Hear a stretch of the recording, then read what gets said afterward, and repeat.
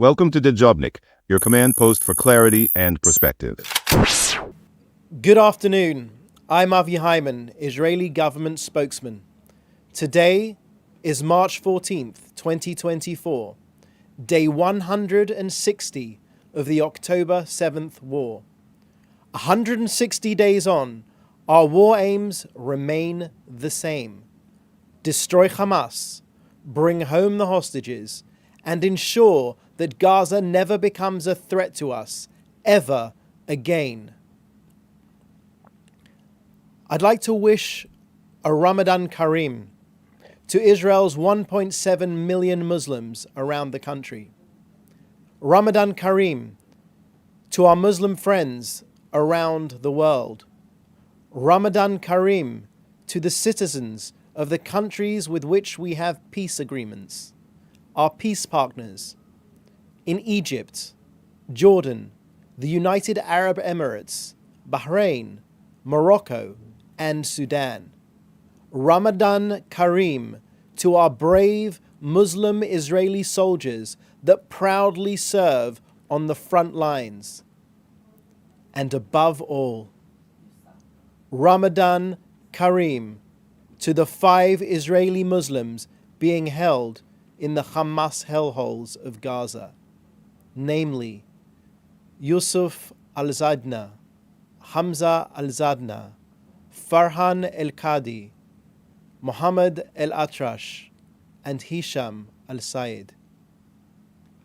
May they be released along with all of the hostages to spend time with their friends and family in peace.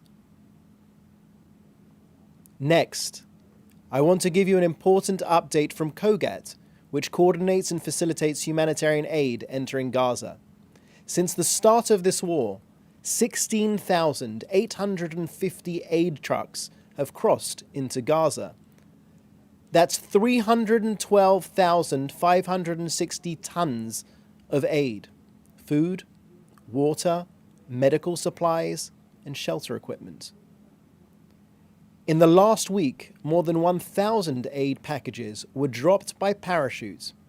Today, the IDF awaits the arrival of humanitarian aid by sea from the World Central Kitchen Aid Organization, financed by our friends in the United Arab Emirates.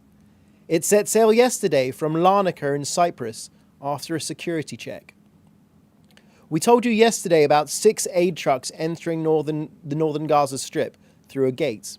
Again, the World Food Programme aid was coordinated with the IDF with security checks at Kerem Shalom. So what's the issue, you might ask?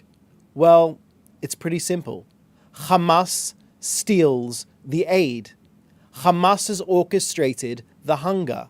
Hamas wants to maximize the suffering of ordinary Gazans.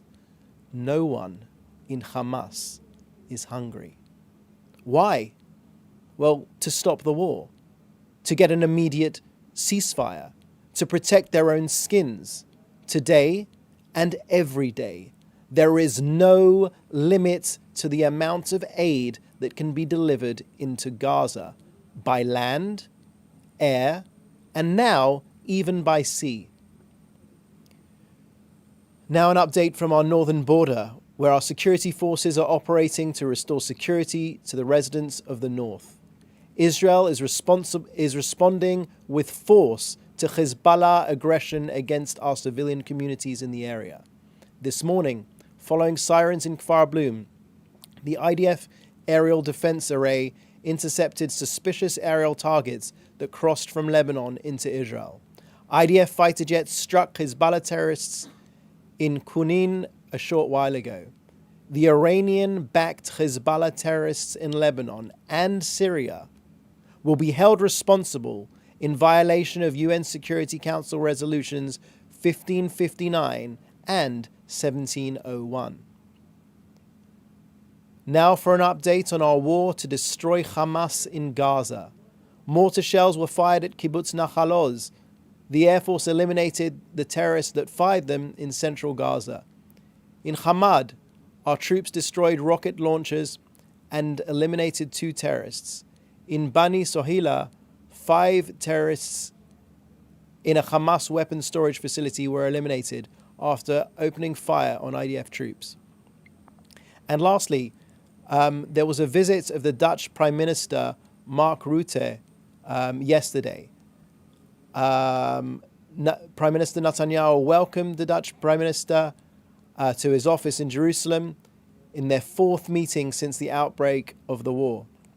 Prime Minister Netanyahu emphasized that entering Rafah was essential for realizing the goals of the war. The Prime Minister also emphasized that unilateral recognition of a Palestinian state would be considered as an achievement for Hamas. The Prime Minister stressed that Israel is determined to replace UNRWA in the Gaza Strip without hindering the aid, and he thanked the Dutch Prime Minister for freezing financing for the agency. That brings us to an end of today's briefing. I will now take your questions in the chat.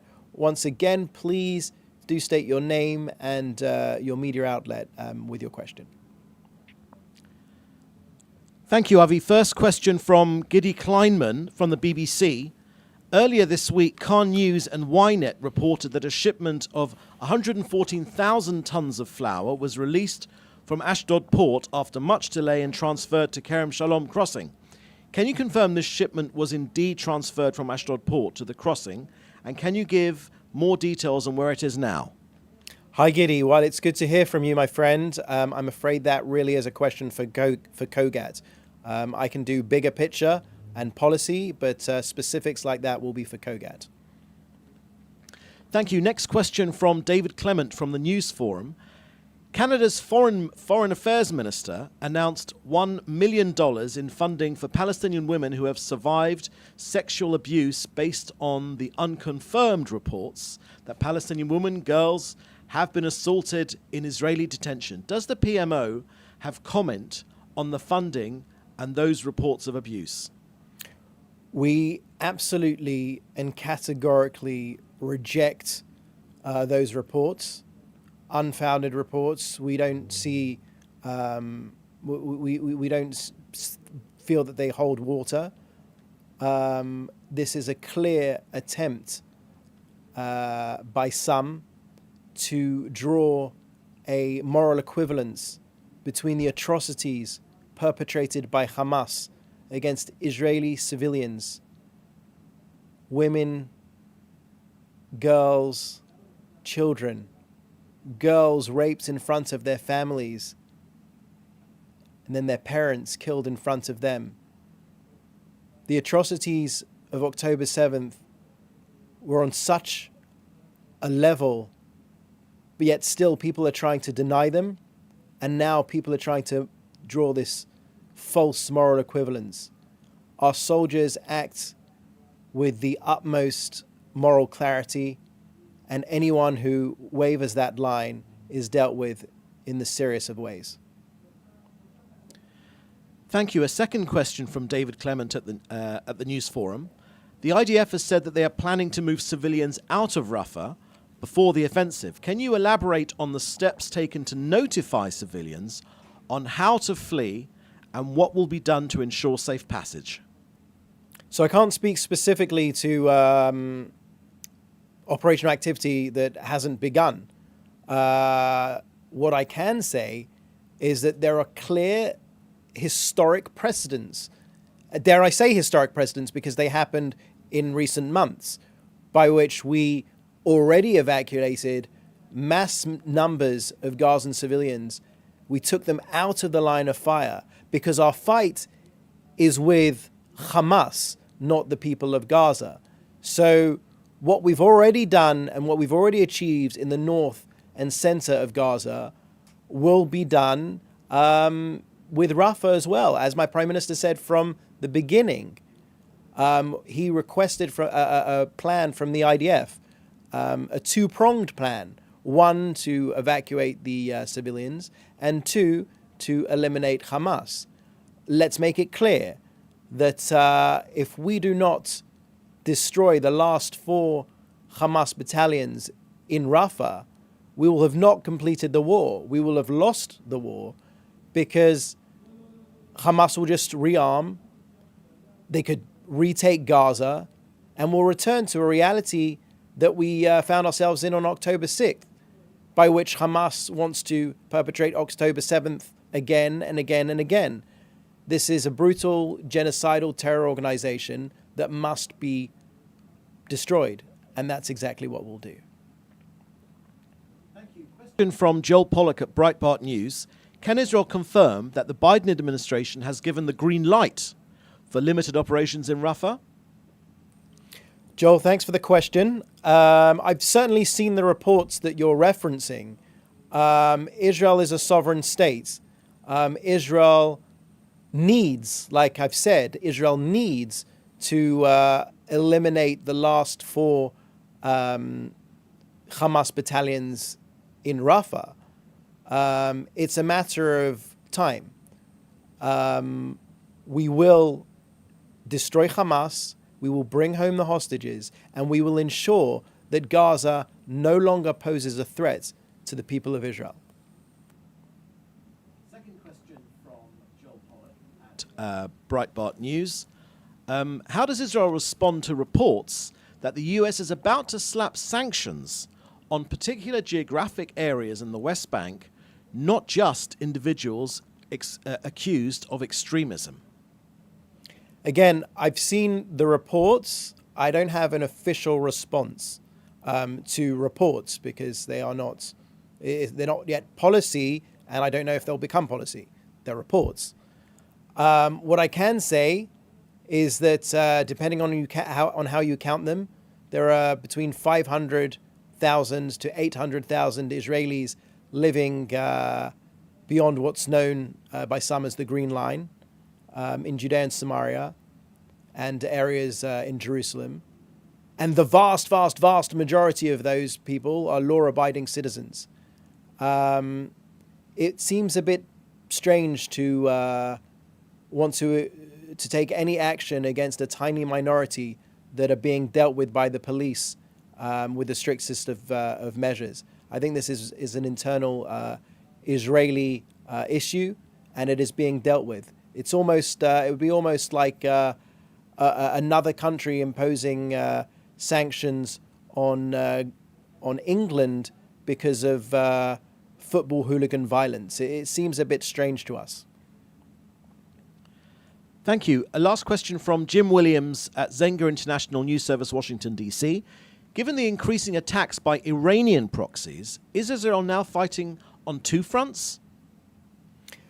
Well, without putting me on the spot to count the fronts that we're fighting on, there are many of them, and it's more than 2. We have threats, as I've said in this briefing, from Lebanon, from Syria, from Gaza. The Houthi threat has not diminished either. Iran is at the top of the axis of terror. They are the puppet masters of Tehran, the tyrants of Tehran, and they are activating their proxies against us. But let us not forget that their fight is not just with Israel. Their fight is with the West. They've made that clear for decades, that we, in their sick worldview, are the little Satan, and America is the great Satan. That first they will come for the Saturday people, the Jews, and then they'll come for the Sunday people, the Christians. The world needs to be united along the lines of what my Prime Minister has been saying for 30 years, which is Iran poses a global threat, and we need to defend ourselves against the threats posed and the aggression of their proxies. Thank you. That was the last question. Thank you very much, and we'll be back at a different time on Monday. Thank you. Thanks for watching. Drop a comment below. Don't forget to like, share, and hit subscribe to stay updated with our latest content. Until next time, stay informed and inspired. This is Dejobnik signing off.